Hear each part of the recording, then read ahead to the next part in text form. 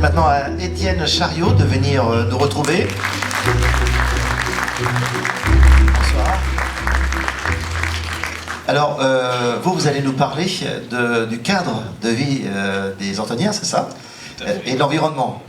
Tout à fait. Un sujet important. D'environnement, de mobilité, puisque c'est quand même une vraie problématique à Antony. Un vrai problème.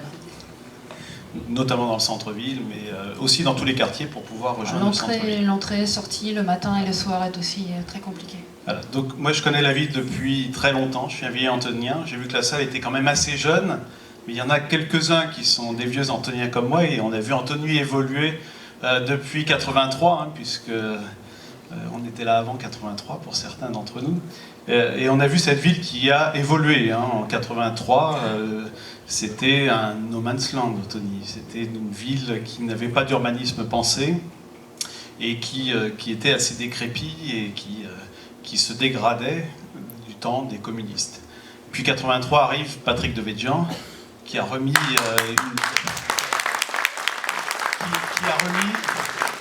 vraiment une dynamique dans Antony, qui a véritablement changé, transformé, avec une volonté, une vision, une ambition pour cette ville. Voilà, et donc moi j'ai travaillé au conseil municipal à partir de 89 avec lui, et on a vu toute cette dynamique de montée en puissance, de transformation de la ville, de transformation positive, je dirais, tout en préservant aussi l'historique et tous les quartiers pavillonnaires notamment de cette ville. Et puis, depuis 2 mandats à peu près, on voit cette ville qui se dégrade et qui n'a plus la même rigueur de gestion en fait.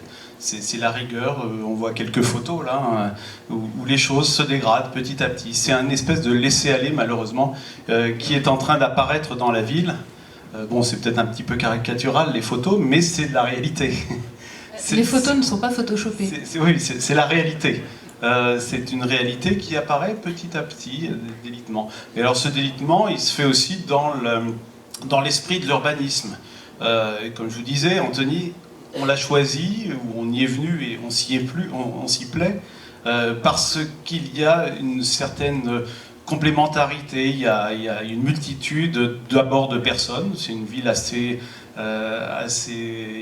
cosmopolite. C'est une ville avec des gens plutôt riches et puis des gens aussi pauvres. Et c'est tout ce mélange et toute cette alchimie qui fait que la ville est agréable à vivre. Voilà, c'est une ville qui était avant tout pavillonnaire, donc assez verte.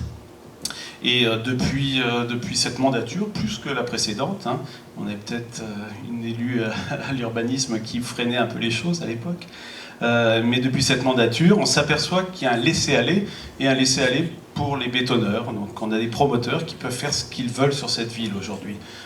Et pour les gens qui habitent dans les quartiers pavillonnaires, malheureusement, il faut se battre.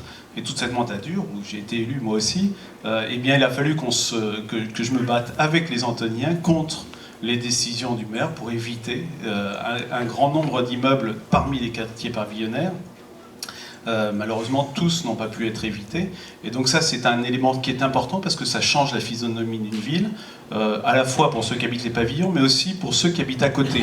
On vient à Antony en pensant à cette verdure, en pensant à pouvoir se balader le soir, l'été. Il y a beaucoup de gens qui se promènent dans les quartiers pavillonnaires, même s'ils n'y habitent pas.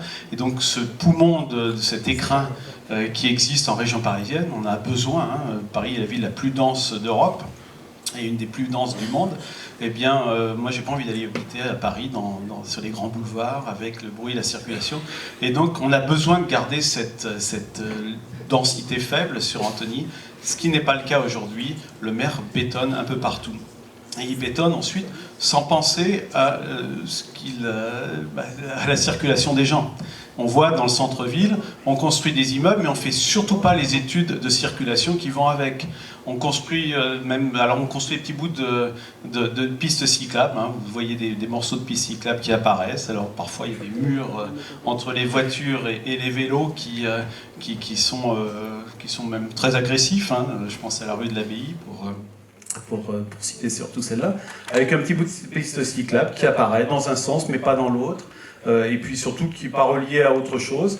Donc il n'y a pas une vision globale de cette mobilité. Et puis des incohérences de vélos qui circulent dans le sens inverse des véhicules et qui sont, à mon avis, possible. Voilà. Ensuite, il n'y a pas non plus de travail pour essayer de faire respecter les lieux de circulation. Samedi dernier, je suis sur un trottoir, il y a un scooter qui arrive en face sur le trottoir, dans une rue en contresens. Et tout ça n'est On parlera de police municipale tout à l'heure. Je laisserai Dominique en parler. Mais voilà, donc parce que rien n'est pensé, parce que rien n'est voulu pour pouvoir penser la mobilité. Donc on a besoin.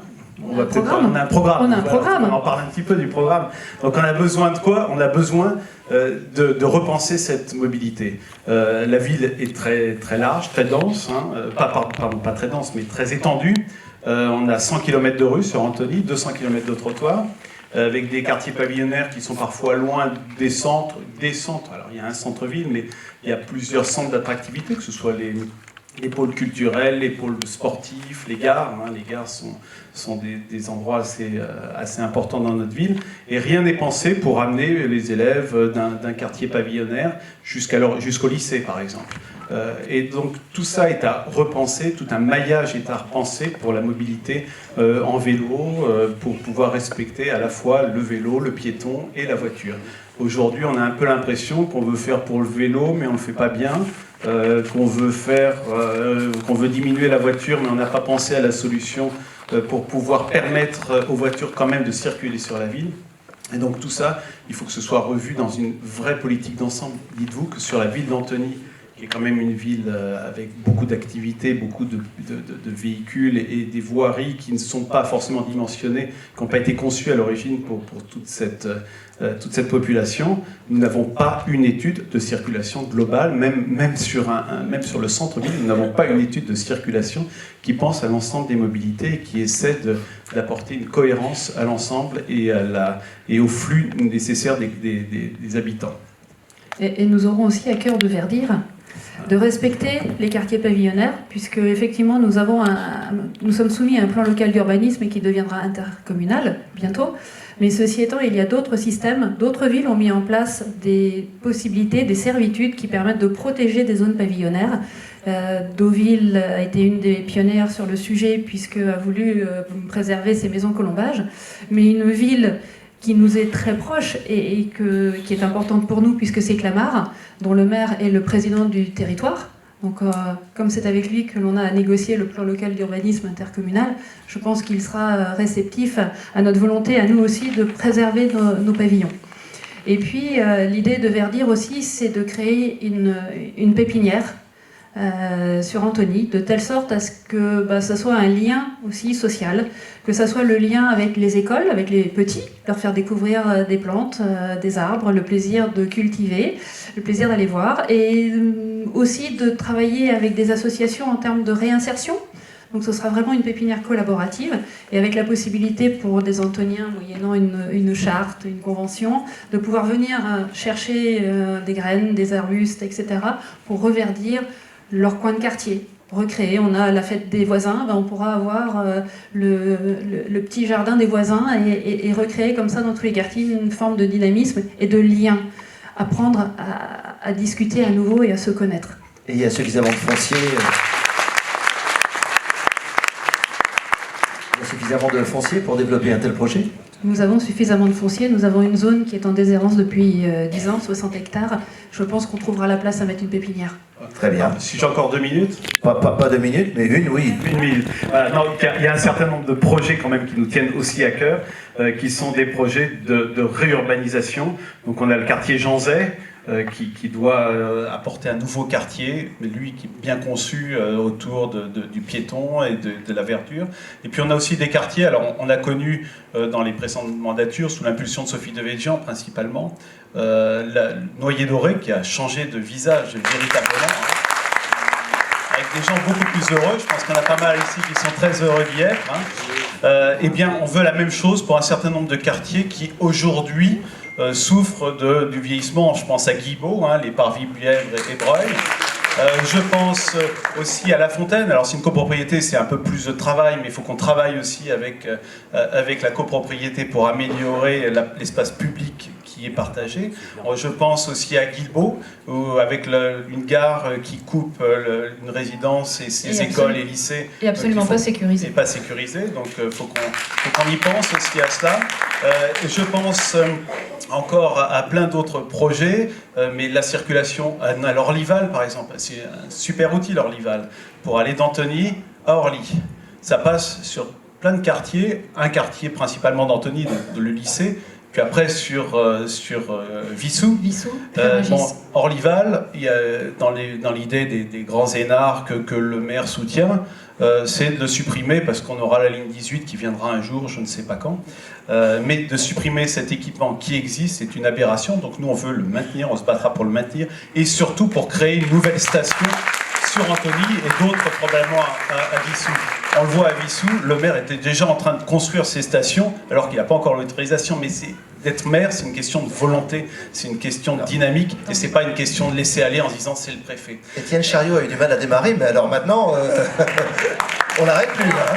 Une chose importante à préciser sur Orlyval, pourquoi on se battra et on ne fera pas seulement un avis en conseil municipal parce que ça ne suffit pas, il faut sortir, c'est pareil, il faut aller devant. Ce qui est important à dire, c'est que bien avant la ligne 18 qui arrivera peut-être 2027-2030, Orlyval, c'est demain. Orlyval existe déjà et c'est le raccordement en 2024, 23-24 avec la ligne 14. En 2014. Ce qui voudra dire que pour ceux qui prennent aujourd'hui la ligne B du RER, vous savez que vous aurez 2 lignes automatiques pour aller à Paris, une véritable alternative au RER B. Donc il faut le défendre. Merci. Je me demande si on ne va pas tout reprendre à zéro, parce que là, ça commence, les tripes commencent à sortir, ça commence à me plaire. Là il y a du, voilà, il y a du lourd, c'est bien, merci. Et juste, oui. on voit la ciergerie. Ah, je sais, pour les vieux Antoniens, ceux qui connaissent l'histoire, on a une vieille ciergerie du XVIIe, XVIIIe siècle. Voilà, et Stéphane Bern qui s'en mêle. Voilà, et Stéphane Bern s'en mêle, mais Jean-Yves Senan a décidé de transformer ce site qui pourrait partir sur la culture, hein, donc on peut avoir des projets culturels dessus. Il a décidé de le remplacer par une 50aine de logements. Vous voulez peut-être faire le dossier culturel aussi, comme ça, on va gagner du temps. Hein. Je voudrais surtout pas prendre la parole à Maria. Je pense que je ne vais pas poser la question de savoir comment vous l'avez choisi, parce que en fait, ils font la démonstration tout seuls, hein, il n'y a pas de souci. Elle laisse parfaitement le sujet. Elle est tellement incompétente que c'est moi qui ai quitté la liste de Jean-Yves sur laquelle il voulait le mettre pour venir chez elle. J'ai préféré son incompétence à la compétence de Jean-Yves. Il y a des choses inversées. Je comprends. Merci Étienne Chariot. Merci.